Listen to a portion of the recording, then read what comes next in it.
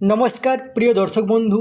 রাজ্যে সরকার পরিবর্তন হতেই রাজ্যের চাকরি প্রার্থী শিক্ষিত ছেলেমেয়েদের জন্য সুখবর। পঞ্চায়েতে 6500 শূন্য পদে কর্মী নিয়োগ করবে রাজ্য সরকার।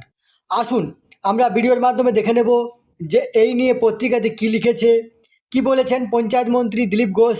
তার আগে আপনারা অবশ্যই আমার চ্যানেলটি সাবস্ক্রাইব করবেন এবং সবার আগে ভিডিও নোটিফিকেশন পাওয়ার জন্য সামনের যে বেল আইকন আছে সেখানে প্রেস করে নোটিফিকেশন অল করে রাখবেন এবং ভিডিওর সাথে লাইক কমেন্ট শেয়ার করবেন। তাহলে দেখুন এই নিয়ে পত্রিকাতে কী লিখেছে।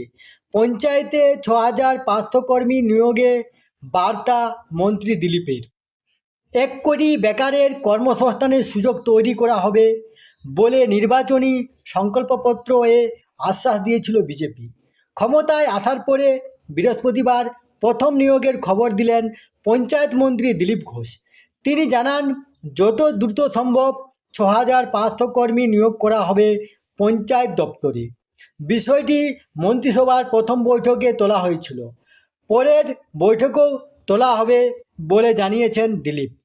মন্ত্রীর বক্তব্য, আগের সরকার নিয়োগের প্রক্রিয়া শুরু করেও ফেলে রেখেছিল, সেই প্যানেল থেকেই নিয়োগের কাজ হবে।